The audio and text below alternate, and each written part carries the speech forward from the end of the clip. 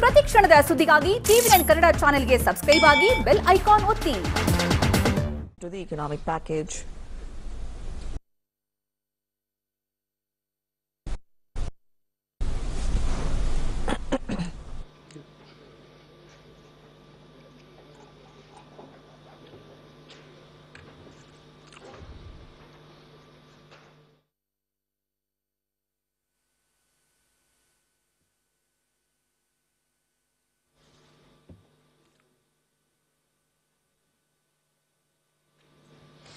नमस्कार, आप लोगों का सभी का स्वागत है। संडे वाले दिन 11 बजे आप लोग आए, लेकिन इतना इम्पोर्टेंट ब्रीफिंग है कि हम लोगों के लिए 11 बजे को बदल जल्दी नहीं है, तो मैं अनुरोध करूंगा वित्त मंत्री जी से कि मैडम आज का ब्रीफिंग जो है वो शुरू कर दें।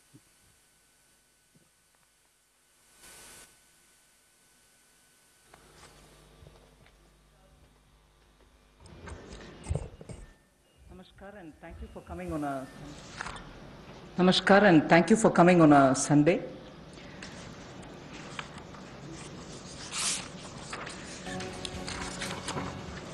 Today marks the last of the tranches of announcement subsequent to Prime Minister's address to the nation. In fact, I'd like to some words of Prime Minister's speech that day, because what I'm planning to say today is very much pegged to that aspect of his speech.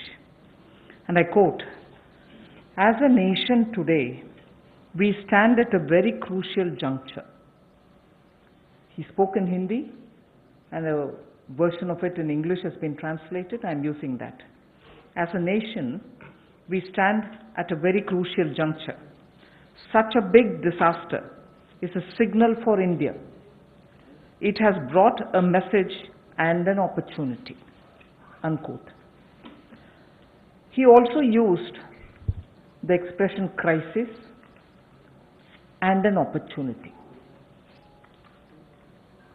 That again leads to me to refer to his expression that we need now to build an Atmanirbhar Bharat. So,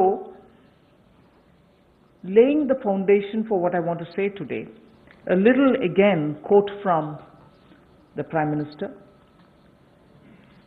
Quote, "In order to prove the resolve of a self-reliant India,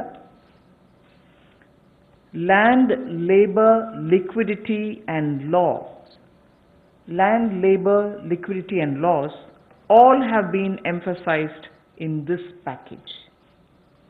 So, a message from the pandemic, the challenges that it throws, the crisis and the challenge, and also looking at a self-reliant Bharat, an India which is going to be strong enough to meet the global challenges, but primarily looking at land, labor, liquidity and laws to bring that strength back to India and build a Atmanirbhar India. So, in the last 4 days of announcements, particularly the last 2 days, have had several reforms addressing the land, labor, liquidity and the laws. Today, we will be continuing in that series. PM also had said, "Jaan hai to jahan hai." Soon after announcing the lockdown, we had come with a PM Garib Kalyan package in order to immediately reach out to those who wanted food, who need food. We were not doing a favor to them, it was our duty. So we quickly went in to give next 3 months the requirement of grains as per the PDS, plus free grains also, because we didn't want them to scout for money to go and search for grains.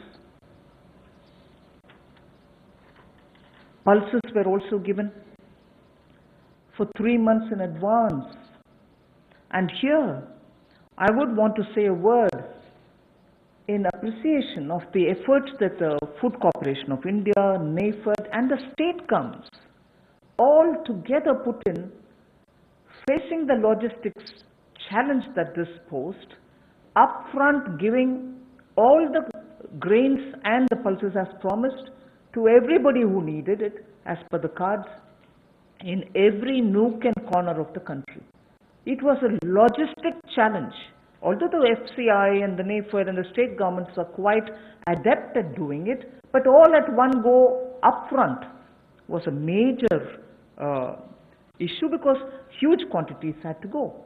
But notwithstanding the lockdown, I again want to say the FCI, the NAFED and the state governments all came into the picture, made sure that the quantity of grains were lifted and gave them the workers who couldn't travel back, who actually could procure the grains from their cards. But there were also workers who couldn't go back to their homes, who stayed in the camps, because PM had very clearly said early, in one of his early messages, stay where you are. And state governments ensured that they prepared meal, NGOs participated in this, charitable organizations also made sure that these workers who are not able to go back home are attended to. Many employers also kept their workers in their own premises and gave them food and place to be. The PM Garib Kalyan used the technology available and therefore was able to do direct benefit transfer of cash for the various categories. I just want to quote some of these numbers now before I begin today's issue because of the size of what is shown in these figures. The number of people to whom directly to their accounts money could reach because technology, direct benefit transfer technology, was in time adopted and implemented with such missionary zeal over the last 4 years. Otherwise, this wouldn't have been possible at all. PM Kisan beneficiaries as of 16th May, I'm strictly talking about the announcements and their impact. One-time transfer of 2,000 crores, 2,000 rupees each has reached 8.19 crore farmers. And that amount is about 16,394 crores. NSAP beneficiary, the old age and others, first installment 2.812 crores of people, 1,405 crores of rupees in the first installment, again 1,402 in the second installment.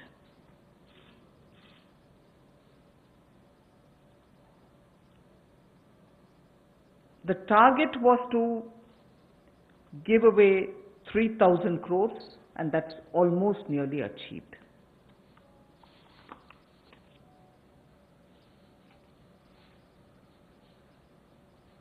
Jan Dhan account holding women under the PM Garib Kalyan were credited into 20 crore people's accounts. And that amounts to 10,025 crores of rupees.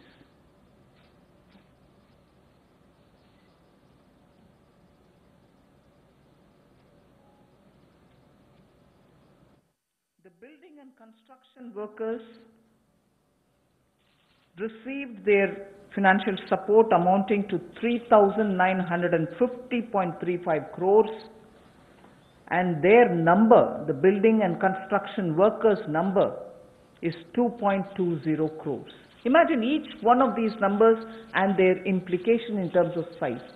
And all of them received the money directly into their accounts purely because DBT was possible.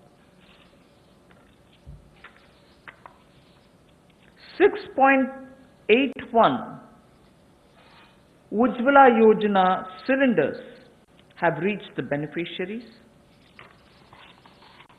and they were free cylinders, because we had promised up to 3 cylinders in those 3 months. To over 12 lakhs of EPFO members have benefited by the online withdrawal of non-refundable advance, and that amounts to 3,660 crores.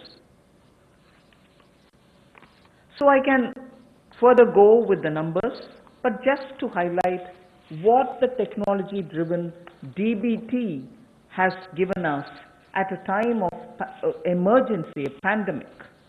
And that is something which I want to draw your attention to. We immediately responded by giving food grains, cooking gas, cash where it was required, and immediately, that is. And most of them were front-loaded also.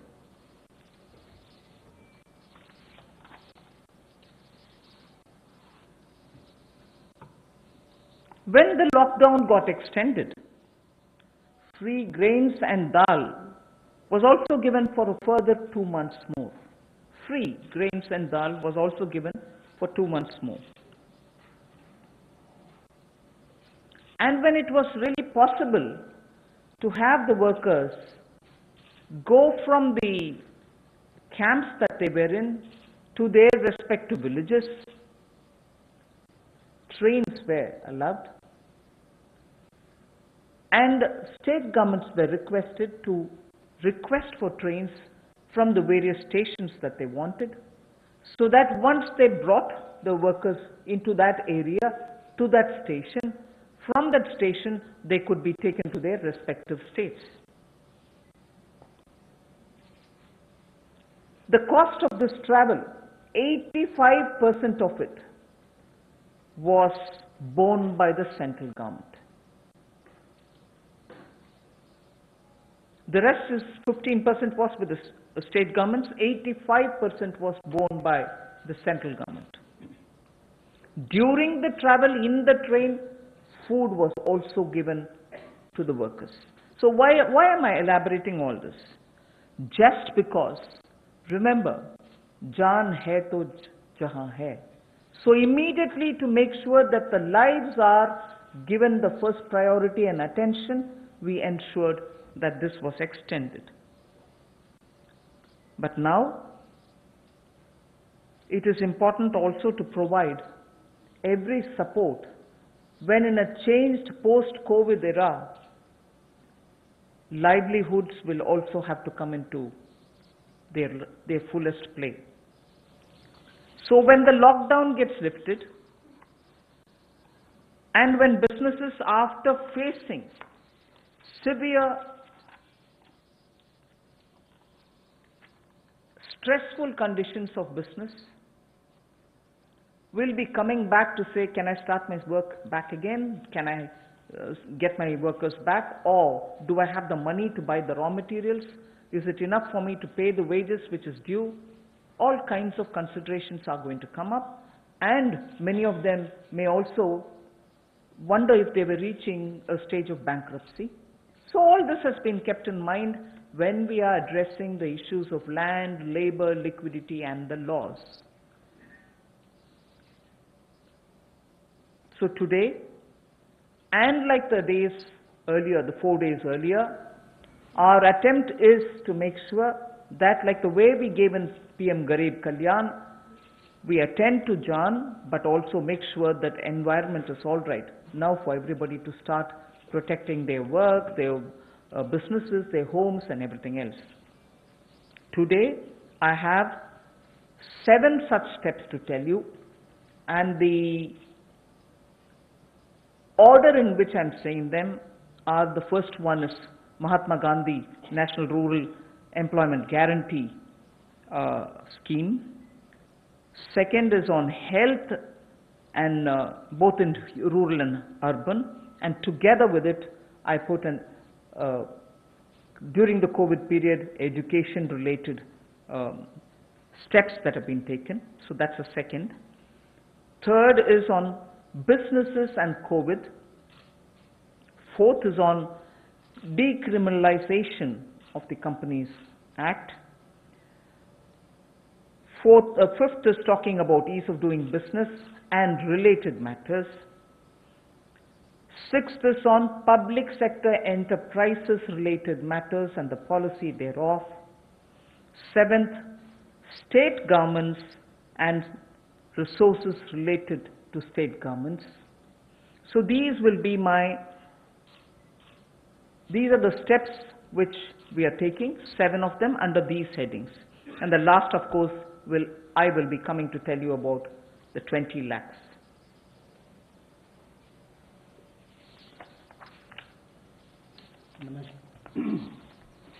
नमस्कार।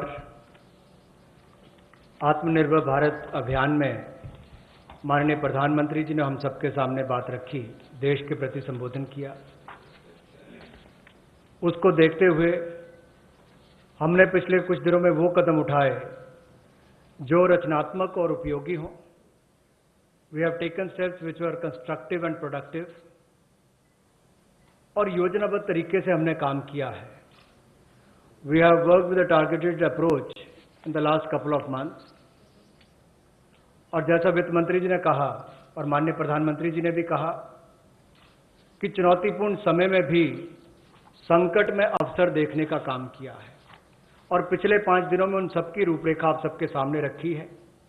आत्मनिर्भर भारत का 20 लाख करोड़ का package और इसके साथ जो reforms हम एक बड़ा बदलाव लाने के लिए और संबल प्रदान करने के लिए लाए हैं, वो पिछले कुछ दिनों में उसकी रूपरेखा हमने आपके सामने रखी। इस पैकेज में सभी वर्गों का ध्यान रखने का प्रयास किया गया है, चाहे वो किसान हो, बागवान हो, महिला हो, मजदूर हो, उद्यमी हो, युवा हो, इन सबके लिए ही, व्यापारी कर्मचारी तक के लिए भी उसका इसमें ध्यान रखा गया। और सबसे पहले ध्यान स्वास्थ्य की सुविधाएं देने के लिए प्रधानमंत्री जी ने घोषणा की थी। फिर प्रधानमंत्री गरीब कल्याण पैकेज को हम लेकर आए 1,70,000 करोड़ का, और उसमें भी अगर आप आज तक देखें तो सबसे पहले राशन देने का काम, अनाज देने का काम जो पूरे देश भर की राज्य की सरकारों और यूनियन टेरिटरीज के माध्यम से किया, तो 80 करोड़ लोगों को मुफ्त में 5 किलो गेहूं और चावल देने के लिए हमने इस योजना को लेकर आए, और इनके परिवारों को 1-1 किलो दाल देने का काम भी किया, और प्रति व्यक्ति 5-5 किलो गेहूं चावल। इसके अलावा गैस की कमी ना हो, ऐसे 6 करोड़ 81 लाख रसोई गैस के सिलेंडर, और इसमें 8,429 करोड़ रुपया इन बेनिफिशरीज के खाते में डायरेक्ट बेनिफिशरीज ट्रांसफर के माध्यम से किया गया है। किसानों के लिए पीएम किसान योजना के माध्यम से 8 करोड़ 19 लाख किसानों के खातों में 16,394 करोड़ रुपया ट्रांसफर कर दिया गया है। नेशनल सोशल असिस्टेंस प्रोग्राम जो वृद्ध, विधवा, अपंग के लिए किया जाता है, उसमें भी 2 करोड़ 81 लाख बेनिफिशरीज को 2,807 करोड़ रुपया अब तक ट्रांसफर कर दिया गया। कुल इसमें 3,000 करोड़ ट्रांसफर करना था। प्रधानमंत्री जनधन योजना खाते जो लगभग 20.5 करोड़ लोगों के, महिलाओं के हैं, जिसमें शहरों में भी 2 करोड़ महिलाओं के खाते इसमें आते हैं, इसमें 40 करोड़ 54 लाख ट्रांसफर करके कुल 20,267 करोड़ रुपया ट्रांसफर कर दिया गया है। और building and construction fund 2 crore 20 lakh beneficiaries को 3,950 करोड़ रुपया ट्रांसफर कर दिया। अब प्रवासी मजदूर अपने घरों में वापस कैसे जाएं? रोज की 300 गाड़ियां हमने रेलगाड़ी उपलब्ध करवाई हैं। जिस राज्य ने जितनी मांग की उसको उतनी उपलब्ध करवाई जा रही है। और इसमें जो मजदूर वापस गए उसमें 85% पैसा केंद्र सरकार ने खर्च किया ताकि मजदूरों पर कोई बोझ ना आए। रास्ते में खाना दिया। मोदी जी ने जहां एक और राशन देने का काम किया 80 करोड़ लोगों को, वहीं पर रेल की सुविधा भी 85 करोड़ पैसा केंद्र की सरकार ने किया। अब जो 8 करोड़ प्रवासी मजदूर हैं उनके लिए भी 35 करोड़ रुपए की योजना अलग से लाए कि उनके लिए भी राशन की कमी कहीं ना हो, तो गैस सिलेंडर भी दिया है। ये अपने आप में दिखाता है हमने कहीं कमी नहीं रखी। और ऐसे 12 लाख लोगों ने ईपीएफओ में से अपने 3,360 करोड़ रुपया पिछले 2 महीनों में निकालने का काम किया। ये सब कदम उस दिशा में है ताकि संकट की घड़ी में भारत के किसी व्यक्ति को कोई मुश्किल ना आए हो सकता है कहीं थोड़ी बहुत कमियां रही हों, लेकिन प्रयासों में कोई कमी आगे भी नहीं छोड़ी जाएगी। अगर एमएसपी खरीद पर देखा जाए तो 74,300 करोड़ रुपया उस पर भी खर्च किया गया था, और जो 4.25 लाख करोड़ के ऋण किसानों ने लिए थे उसमें भी 3 महीने का मॉरेटोरियम अलग से दिया गया। 86,000 करोड़ रुपए के ऋण किसानों को पिछले 2 महीनों में दिए गए ताकि उनको फसल के समय कोई दिक्कत ना आए, और राज्यों को भी पैसा हजारों करोड़ रुपए उपलब्ध कराया ताकि खरीद हो सके। ज्यादा इस पर लंबी बात ना करता हुआ आज हम आपके सामने कुछ रिफॉर्म्स लाए हैं जिससे अर्थव्यवस्था को और बल मिलेगा, और इसकी जानकारी माननीय वित्त मंत्री जी आपके सामने रखेंगे।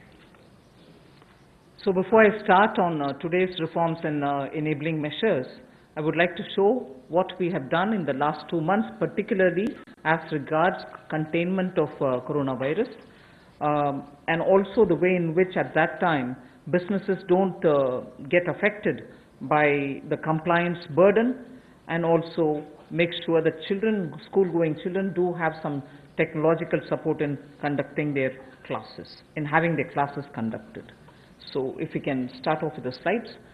The health-related steps that have been taken are shown in this slide.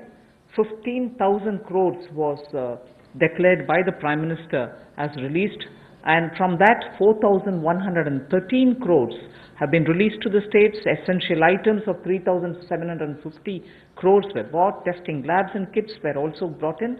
Insurance cover, which is the most important thing there, insurance cover of 50 lakhs per person for health professionals under Pradhan Mantri Garib Kalyan Yojana was announced. Also making sure that telemedicine comes into play. There was a rollout of e-Sanjeevani, which is a teleconsultation service, and capacity building exercises have also been taken up through virtual learning modules. Then protection of health care workers required an amendment in the Epidemic Diseases Act, which is a fairly an old act, but amendments have been made. And one thing which the Prime Minister mentioned during his speech, which is worth recollecting, that this challenge gave us an opportunity to prove to the world that we can ramp up production of protection equipments. Today, we have more than 300 domestic manufacturers of PPE, and early when this whole epidemic came into existence and all of us really got ourselves to take preventive steps, there were not even one producer of PPE.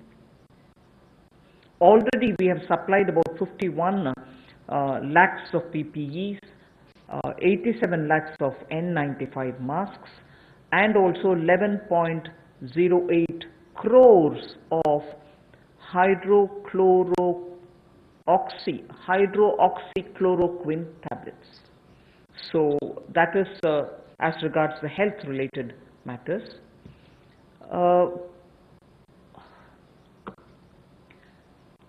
Ease of doing business, quite a few things have happened, but because I'm going to elaborate it as part of my package, I will not attend to it now. You can go over to the next slide.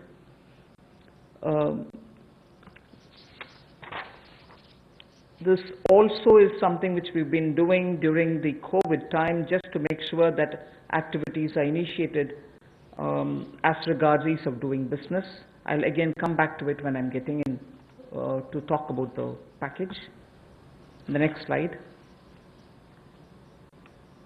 This is important because during the COVID, compliance burden was going to be a matter of concern, and people had said, even if we had violated one or two, or because we couldn't attend to office, or because my necessary staffs were not coming who were doing my compliance job, will action be taken against us? So today we have been joined by Secretary Corporate Affairs also. Timely action was taken to reduce the compliance burden under various provisions of the Companies Act. As well as that, companies could conduct, this is a very important technological advantage which we have used, like the DBT. We have said companies could conduct their board meetings, their EGMs and AGMs virtually, using technology through video conferences, And the latest order pertains to the fact that even rights issues can be done leveraging the strength of Digital India. This is a major step forward in corporate governance. So this is something which, because of the pandemic, the Corporate Affairs Ministry has been very proactive to engage with the companies and understand how best their problems could be sorted out. So that was a measure taken in such a context. Other than that, of course, 44% recovery has been achieved during that time since 2016 inception of IBC. The other details I can give you a bit later, but I think during the COVID, we made sure that industries don't suffer. The third one about what we've done during the first 2 months during the COVID crisis is a bit of using technology for education. Online education has been taken up in a big way. Schools are now using a lot of technology, but Swayam Prabha, which is a direct telecast mode that they have, direct to home channels have been used. 3 channels are already earmarked for school education. Now another 12 channels are to be added to this. I am sure in schools in the rural areas also this will be of great help, where schools can bring in technology to children, because irrespective of rural or urban, children love technology and they adapt very quickly to it. So the education, HRD, the education department, the human resource department has made the best of this time to provide curriculum through technologically active media. So provision has been made for telecast of live interactive sessions so that teachers and students can watch what is going on, and these channels bring in experts from home through Skype. Also, they have tied up with private DTH operators like Tata Sky and Airtel to air educational video content. And this, of course, enhances the learning interest of children. So the states of India are coordinating to share airtime. 4 hours is given every day. States of India are also using it, and Swayam Prabha channels therefore will be telecasting education related contents. 200 new textbooks are being added to e-Pathshala. पिछले कुछ महीनों में विशेष तौर पर जो पहली कदम माननीय प्रधानमंत्री जी ने कोविड-19 को लेकर उठाया था, वो देश के लोगों के स्वास्थ्य की चिंता को करते हुए 15,000 करोड़ की घोषणा की थी, जिसमें से 4,113 करोड़ रुपया राज्यों को रिलीज कर दिया गया है, दे दिया गया है। आवश्यक वस्तुओं पर 3,750 करोड़ रुपया दिया गया, खर्च किया गया।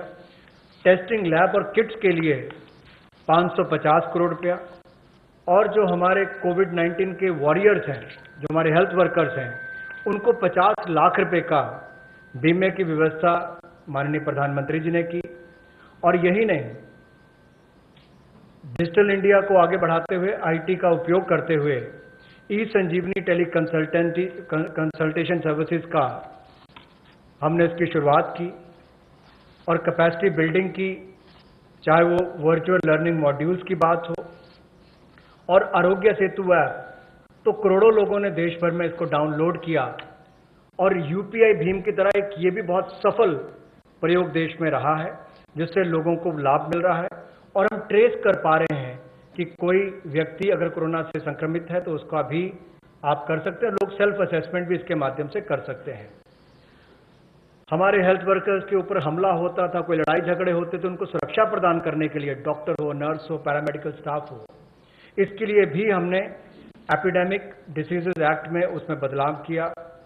और इसके अलावा जो हम कहते हैं कि संकट में अवसर देखने की बात, तो एक बड़ा उदाहरण यहां पर नजर आता है कि जहां भारत में एक भी पीपी किट बनाने की कंपनी नहीं थी, आज 300 से ज्यादा यूनिट हैं, 3 लाख से ज्यादा पीपी किट्स एक दिन में बनाई जाती हैं, और N95 मास्क भी लाखों के संख्या में आज भारत में प्रतिदिन बनाए जाते हैं। ये एक बड़ा बदलाव है। और HCQ टेबलेट्स भी लगभग 11 करोड़ का उसका उत्पादन किया गया। ये अपने आप में उस दिशा में कदम है। इसके अलावा जो हमने कंप्लायंस बर्डन में कमी शुरुआत में की थी, वो भी शुरुआत में एक कदम था क्योंकि 31 मार्च नज़दीक आ रही थी, बहुत सारा दबाव कंपनियों पर रहता है।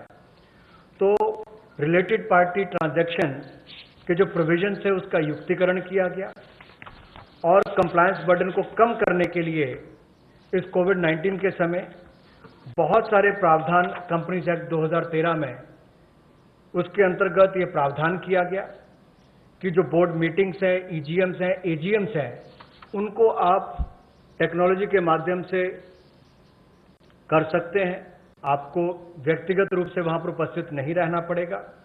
और एक बड़ा बात यह कि राइट्स इशू जो है अब उसकी लिस्टिंग भी डिजिटल इंडिया की लीवरेज करते हुए हम इसको ऑनलाइन कर सकते हैं। ये भी एक बहुत बड़ा कदम है। पीएम केयर्स का जो फंड क्रिएट किया है उसको भी सीएसआर में उसको हमने रिकॉग्नाइज किया है। जिस तरह से सरफेसी एक्ट और डीआरटी में पहले रिकवरी के प्रयास किए जाते थे, इंसॉल्वेंसी बैंक्रप्सी कोड में 2016 के आने के बाद इसमें दुगने से ज्यादा रिकवरी हुई है। 221 केसों में 44% रिकवरी इसमें हुई है। एडमिटेड क्लेम्स जो है वो लगभग 4,13,000 करोड़ के हैं और जो वसूली योग्य रकम है वो लगभग 1,84,000 करोड़ है। और जो 13,556 केसेस हैं उसमें लगभग 5 लाख करोड़ रुपया एडमिशन से पहले ही जो ऐसी उसकी अमाउंट थी उससे पहले विड्रॉ इतने केसेस को कर लिया गया। ये भी एक बहुत बड़ी बात उस दिशा में है।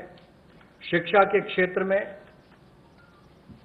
टेक्नोलॉजी का उपयोग कैसे हो, अब एक मीडिया में भी चर्चा थी, सोशल मीडिया में भी, कि गरीब के बच्चे तक कोविड-19 के समय शिक्षा की व्यवस्था कैसे पहुंचाई जाए। ये चुनौतीपूर्ण समय है, लेकिन हमारे एचआरडी मंत्रालय ने इसको बड़ी जिम्मेदारी और गंभीरता के साथ लिया और प्रधानमंत्री जी के निर्देश पर अगर कुल मिलाकर देखा जाए, जैसे स्वयं प्रभा डीटीएच चैनल पहले चलते थे, आज भी चलते हैं, वो मदद और सहयोग करने के लिए उसके माध्यम से इन लोगों तक पहुंचा जाएगा जहां पर इंटरनेट की सुविधा नहीं है।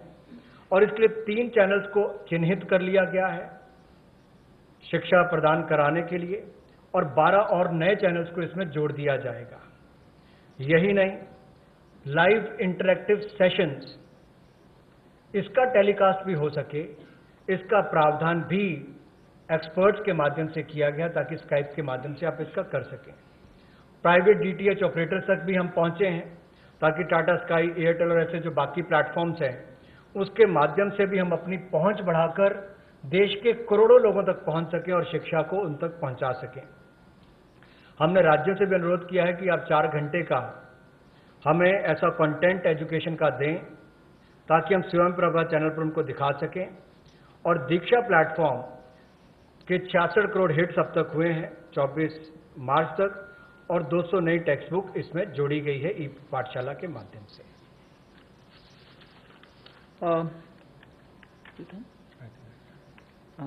We move to the first of the 7. The budget estimate for MNREGA, Mahatma Gandhi National Rural Employment Guarantee Scheme, was 61,000 crores. We know, and I yesterday referred to it, even day before we spoke about it, a lot of workers are going back to their villages and we've made provision so that they can also join in if they want to enroll in MNREGA. So, government will now allocate an additional 40,000 crores. This way, we'll ensure that during the monsoon season, and since many of them have gone back to their villages, and if they enroll, they will get the jobs. So 40,000 crore of rupees is additionally given over and above the BE. माननीय प्रधानमंत्री जी ने जहां प्रवासी मजदूरों को अनाज देने के लिए चिंता की, वापस जाने के लिए ट्रेन का 85% तक खर्चा केंद्र सरकार ने उठाया, रास्ते में अनाज राशन भी दिया, खाने की व्यवस्था भी की। अब जब वो वापस अपने घर जाएंगे तो काम की कमी ना हो, इसके लिए 300 करोड़ % ज्यादा इसमें जनरेट होंगे और इसके लिए 40,000 करोड़ रुपए का अतिरिक्त प्रावधान भारत सरकार ने किया है ताकि ग्रामीण क्षेत्रों में रहने वाले जो हमारे यहाँ से प्रवासी मजदूर वापस गए उनको काम की कोई कमी ना आए और आय के साधन भी हो सके। We now go to the second, which is ramping up the health infrastructure. After all, as I said, if there was this crisis, if there was this challenge, we also should see the opportunity and be ready to face any future emergency situation that may arise. Health reforms and initiatives have been put in place. Public expenditure on health will be certainly increased. Investments at the grassroots level will be ramped up for health and wellness centers, both in the rural and urban areas. Remember that we had been talking about wellness centers so that they can be in Tier 2 and Tier 3 cities, and particularly giving focus in aspirational districts. We also spoke about the viability gap funding for the social infrastructure only yesterday.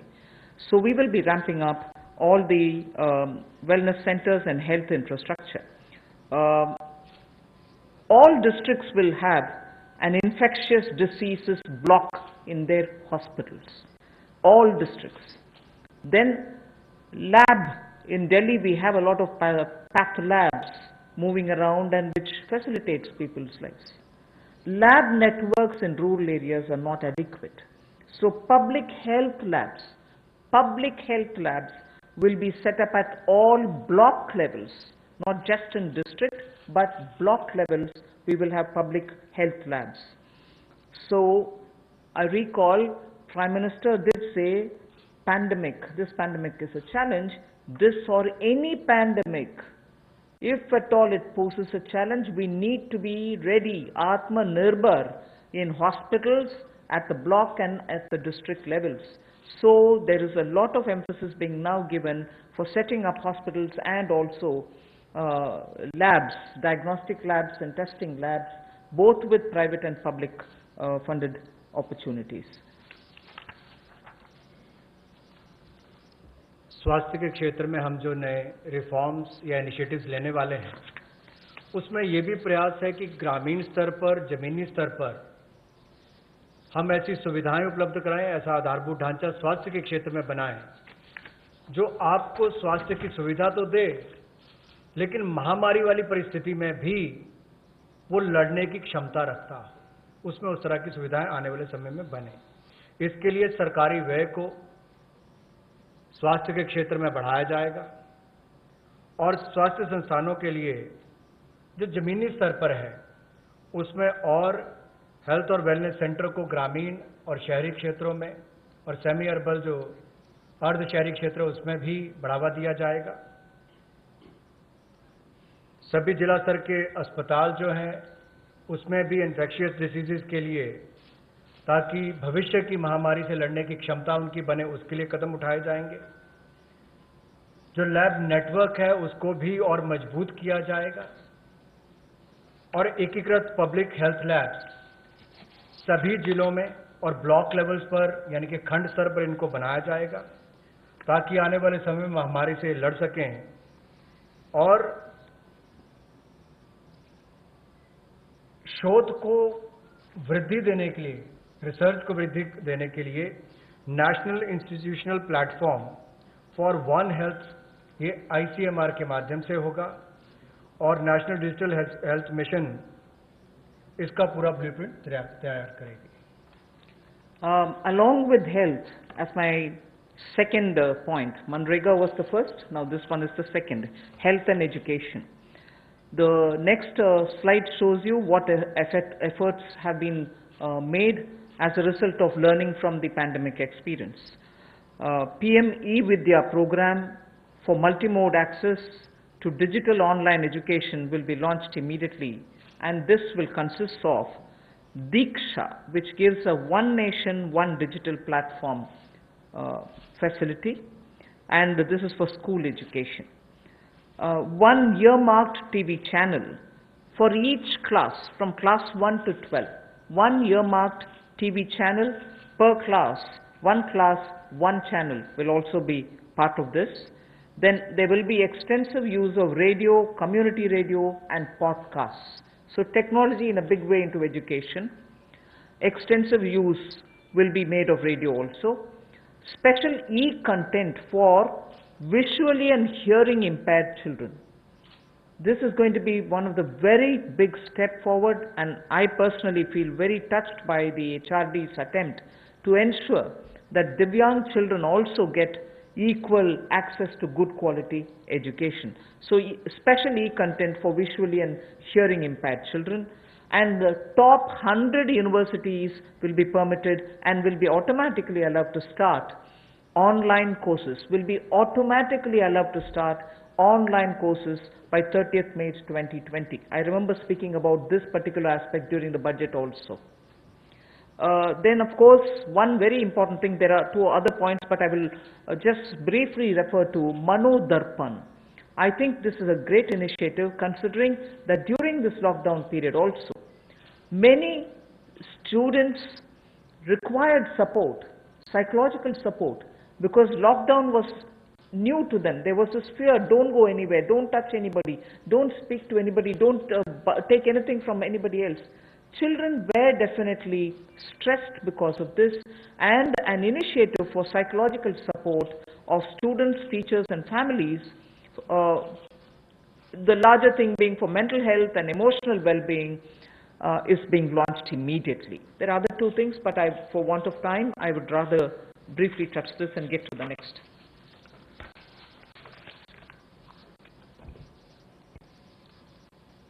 Technology driven शिक्षा कैसे हो, इसके लिए भी कोविड-19 के समय कुछ कदम उठाए जा रहे हैं। पीएम ई विद्या प्रोग्राम जो मल्टी मोड एक्सेस जिसका होगा डिजिटल और ऑनलाइन एजुकेशन के लिए, इसको भी जल्द इसकी शुरुआत की जाएगी, जिसमें दीक्षा ये हमारे स्कूल एजुकेशन के लिए राज्यों और यूनियन टेरिटरीज में ई कंटेंट और क्यूआर कोडेड ये जो टेक्स्ट बुक्स है सभी ग्रेड्स के लिए उपलब्ध कराएगा। One nation one digital platform इसका नाम है, और यही नहीं, एक चिन्हित चैनल भी होगा प्रति क्लास के लिए, यानी कि प्रति क्लास के लिए चिन्हित चैनल होगा। So one class one channel, ये भी हम पहली से 12वीं कक्षा के लिए करेंगे। सो ये दो नए program, one nation one digital platform, ये ई एजुकेशन के लिए, ई कंटेंट के लिए, और TV channels one class one channel ये लॉन्च किए जाएंगे। रेडियो का, कम्युनिटी रेडियो का और पॉडकास्ट का भी सदुपयोग किया जाएगा। और यही नहीं, जो हमारे दिव्यांग हैं, नेत्रहीन हैं या सुनने की क्षमता नहीं है, उनके लिए भी विशेष ई कंटेंट तैयार किया जाएगा ताकि उनको भी इस समय कोई कमी ना आए। जो 100 विश्वविद्यालय टॉप 100 यूनिवर्सिटीज हैं, उनको भी अनुमति दी गई है ताकि वो ऑनलाइन ऑटोमेटिकली अपने कोर्सेज की शुरुआत कर सकें। आज के समय आपने देखा होगा अधिकतर बच्चों का समय टीवी के सामने या अपने स्मार्टफोन्स के सामने निकल रहा है, चाहे वो पढ़ने के लिए है या बाकी सबके लिए। गतिविधियां कम हुई है, घर से बाहर जाना कम हुआ है।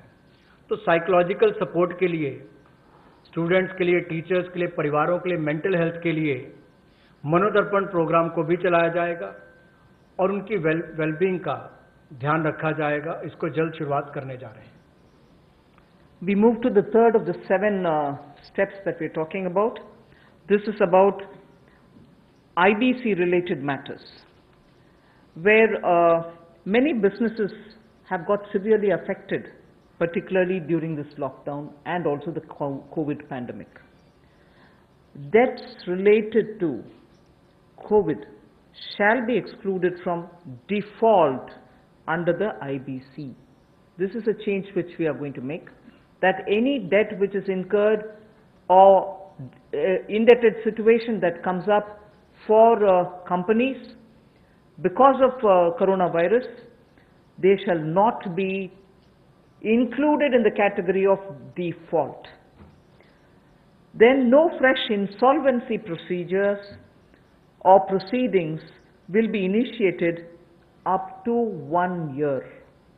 At the moment, I think the MCA has extended it to 6 months. We intend extending it even by another 6 months, because after all, when the lockdown gets lifted immediately, you're not sure how much of business will get restored. So no fresh insolvency proceedings will be initiated up to 1 year. For MSMEs, which is again an important step, for MSMEs, a special insolvency framework will be notified under Section 240A of the IBC. One other thing which will benefit the MSMEs is the minimum threshold to initiate insolvency proceedings is now raised to 1 crore from 1 lakh, which will therefore insulate the MSMEs. This is a major step forward, and in all probability we'll be going through an ordinance, am I right, Secretary? An ordinance to achieve this goal immediately. Of course, we'll go back to the Parliament once the Parliament commences to have it passed as an act. जैसे हमने MSME यानी कि मध्यम सूक्ष्म लघु उद्योग की परिभाषा को बदलकर उनको जो जंजीरों में जकड़े हुए थे उससे मुक्ति दिलाई, ताकि उनका विस्तार और विकास हो सके, उनकी क्षमता बढ़ सके। अब उनके ऊपर दिवालियापन की कार्रवाई ना हो, उसको स्थगित करने के लिए भी न्यूनतम सीमा जो है वो 1 लाख से बढ़ाकर 1 करोड़ कर दी गई है। इसका विशेष लाभ MSME सेक्टर को मिलेगा, जो मध्यम सूक्ष्म लघु कुटीर उद्योग है। और यही नहीं, विशेष दिवालियापन रेजोल्यूशन फ्रेमवर्क को जल्द IBC कोड के अनुभाग 240A में के अंतर्गत सूचित कर दिया जाएगा। और कोविड-19 की सिचुएशन को देखते हुए जैसे जैसे परिस्थितियां आगे बढ़ेंगी, कितने समय के लिए इसको निलंबित करना है, 1 वर्ष की समय सीमा इसमें दी गई है, ताकि कोई नई कार्रवाई दिवालियापन की यानी कि इंसॉल्वेंसी की कोई नई कार्रवाई इस पर शुरू ना हो सके, तो उसमें भी 1 वर्ष का समय दिया गया है। और नई इंसॉल्वेंसी की कार्रवाई शुरू ना हो, इसके लिए भी कोविड-19 से जुड़े हुए जो बाकी बात है, चाहे उससे कर्ज है बाकी हैं, उसको लेकर भी केंद्र सरकार को उसके लिए एम्पावर किया गया है, उसकी परिभाषा को लेते हुए। The next is related matter, but related specifically to the Companies Acts and the related defaults. That's the next slide. Just prior to the lockdown, we had announced that we shall extend all the compliance deadlines. This form has to be filled up by this deadline, you have to do this compliance by so-and-so deadline. All of them were extended, and so that procedural defaults don't take place.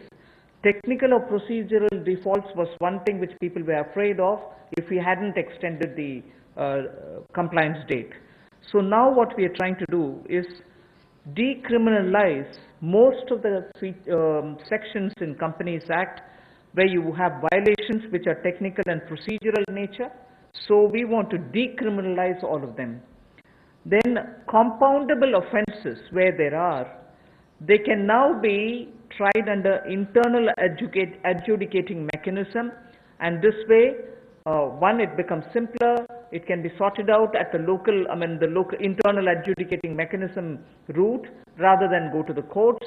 This will help us decongest the courts. The declogging is absolutely important for the criminal courts and for the NCLT. So amendments will now enable us to achieve all this. An ordinance again will have to be brought in for this. 7 compoundable offences altogether will be dropped, and 5 will be dealt with under alternative framework. There was a thing introduced in the Parliament, but then we didn't even have the time to take it up. But this has 1 or 2 other additional features with which we will now come up with an ordinance so that immediately it can benefit companies.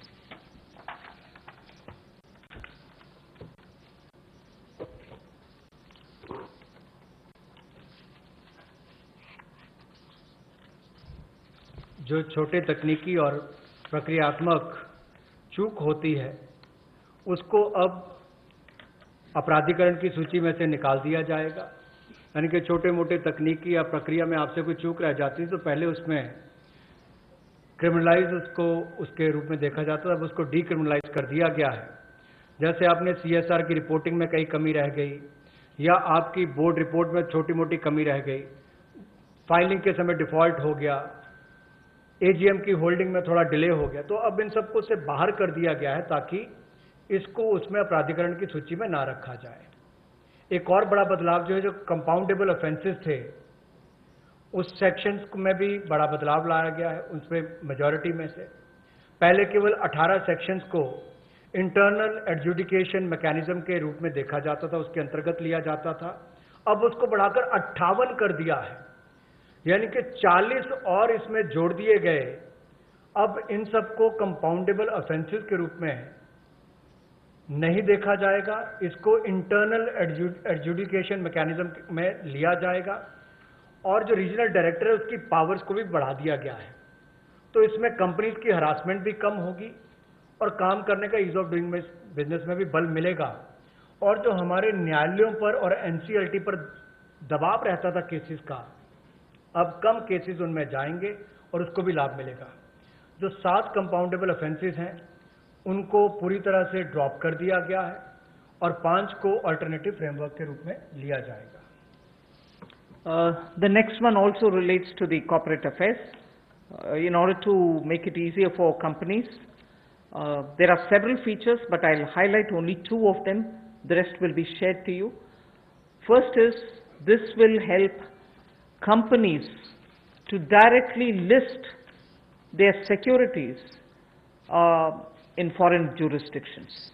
So now companies can list their securities directly in foreign jurisdictions. So this is one big step forward for Indian companies. And then second, listings of non-convertible debentures on stock exchange will not be regarded as those companies as listed companies.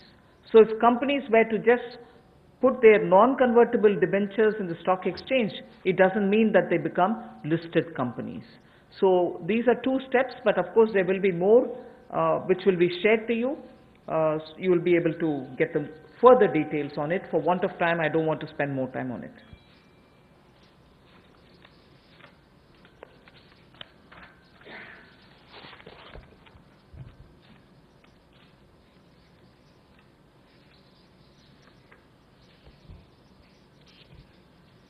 निजी कंपनियों को जो non convertible debentures को stock exchange पर रखती हैं, उनको listed कंपनियों के रूप में नहीं माना जाएगा, लेकिन भारतीय कंपनियों को, इंडियन पब्लिक कंपनीज को ये अधिकार दिया जाएगा कि वो जायज विदेशी अधिकार क्षेत्र में अब पब्लिक कंपनीज को डायरेक्टली लिस्ट करवा सकती हैं, सिक्योरिटीज को डायरेक्टली लिस्ट करवा सकती हैं, उसकी अनुमति उनको दी जाएगी। The next one relates to a major step in that we would like to announce a public sector enterprise policy.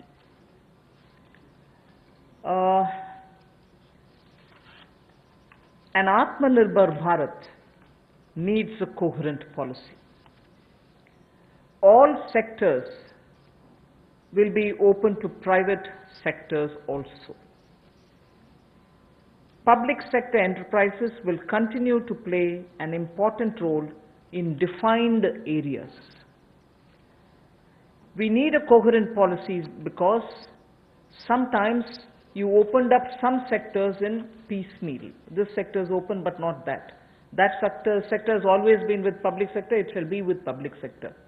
It's never available for others. So we are coming up with a coherent policy wherein private sector will be allowed to participate in every sector available, but of course public sector will continue, and they will continue to play a very critical role.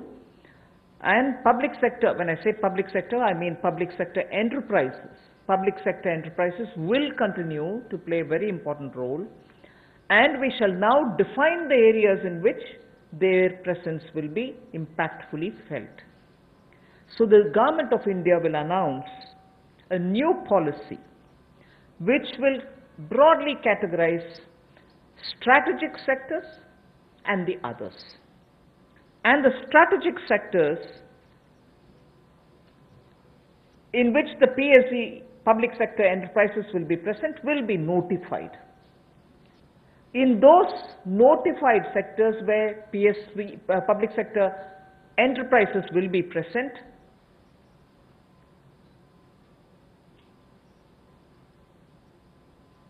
at least one public sector enterprise will be present. In those sectors which get notified as where you'll find the public sector enterprises, at least one public sector enterprise will be present, whilst private will also be allowed to play their role in it. However, in those sectors which get notified as strategic sectors in which public sector enterprises will be present, only 1, 2, 3 or 4 public sector enterprises will be present. In the sense, not more than 4 public sector enterprises will be there in that strategic sector notified for the presence of public sector enterprises. So if a sector is notified, and in that if there are 10 public sector enterprises, either they will be merged together or they will be brought together in such a way that they are only 4 or lesser. So there won't be mushrooming public sector enterprises in those notified strategic sectors. So in the notified strategic sectors, definitely public sector undertakings or enterprises will be present, but private sector will also come in. But imagine a particular sector which is notified as strategic. If there are too many public sector enterprises, they will either be brought together to form bigger public sector enterprises, and in that process we will not have more than 4 of them. They can be lesser than 4, but not beyond 4 public sector enterprises in those notified strategic area. Private sector can slowly come in and be present and compete in every sector, but the detailed policy will soon be opened up and issued.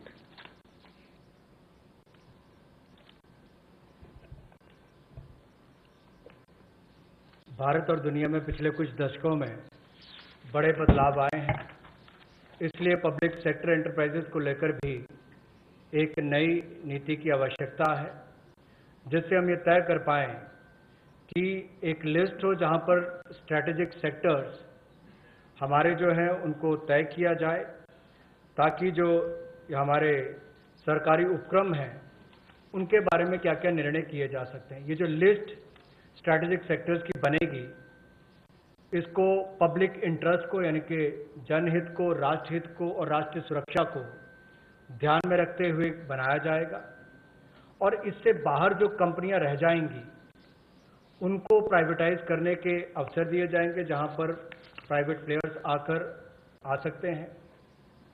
चाहे इनके mergers की बात हो, विलयीकरण की बात हो, वो भी किया जा सकता है, इनकी कैपेसिटी बिल्डिंग के लिए भी। और पीएससीज को प्राइवेटाइज करने के लिए समय पर, जब उचित समय होगा, बाजार को देखकर कि कब इसका निजीकरण करना चाहिए, मार्केट के हालात और प्रशासनिक साध्यता को देखकर जनहित में वो भी लिया जाएगा। और ये जो लिस्ट है पीएससीज की, इसको तैयार किया जाएगा, लेकिन स्ट्रैटेजिक सेक्टर्स में कम से कम एक ये पब्लिक सेक्टर एंटरप्राइज सार्वजनिक उपक्रम बना रहे, इसके लिए हम लगातार नीति में रहेगा, और बाकी प्राइवेट सेक्टर भी उसमें आकर काम कर सकते हैं, इसकी अनुमति उनको होगी। तो कुल मिलाकर जब विलय कर, जैसे हमने बैंकों को 4 को 1 कर दिया, तो उनका जो वेस्टफुल एक्सपेंडिचर है वो भी कम होता है। 4 दफ्तरों के बजाय 1 दफ्तर में चलेंगे, 4 सीईओज की बजाय 1 चाहिए होगा। उसी तरह से उनके खर्चे कम करके उनको मुनाफा भी आता है और लोगों को भी सुविधाएं ज़्यादा मिलती हैं। तो इनको चाहे प्राइवेटाइज करने की बात हो, मर्जर करने की बात हो या किसी होल्डिंग कंपनी के अंतर्गत लाने की बात हो, ये सारी रिफॉर्म्स उस दिशा में की जाएंगी ताकि हमारे सार्वजनिक उपक्रम अच्छा कर सकें। स्ट्रेटेजिक सेक्टर में कम से कम एक सार्वजनिक उपक्रम रहेगा, प्राइवेट प्लेयर्स आ सकते हैं, लेकिन जो बाकी हैं उसके बाहर उनका निजीकरण करने की अनुमति होगी। I move to the last of the steps today before we go to talking about other matters. Supporting state governments. The support which is already extended to the state governments in the recent past in the context of the COVID lockdown. We completely recognize that, like the center, states are also facing a sharp decline in their revenues. Despite all this, we have consistently extended the support which is needed to be extended to the states, particularly because they are at the front end of fighting the COVID pandemic. Taxation devolution, if everything had been normal, as per the budget estimates, what had to be devolved to the states, we have devolved. 46,038 crores was devolved in April, which is based on the calculation provided in the budget, based on the BE, and that devolution happened as though everything is normal, as was presented in the budget. But of course, after budget, things did change because of the pandemic. But 46,038 crores has been devolved based on the budgetary estimates. Next, revenue deficit grants to the states, 12,390 crores, was given on time. We have not, because our revenues or, there are difficulties, we have not held back. And it's our duty. I'm not saying we have done a favor. It's our duty. We have given it.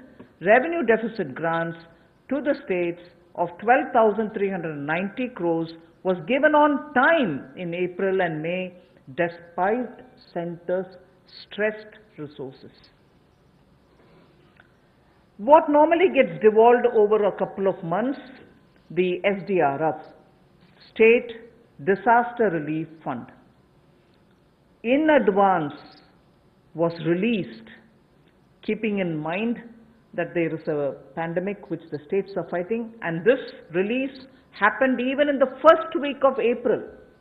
First week of April, which is the beginning of the financial year, 11,092 crores was released, which is the SDRF fund, which normally would have got released as and when there is a situation. Health Ministry has separately from its side released 4,113 crores so that anti-COVID activities can be funded. So that's also happened.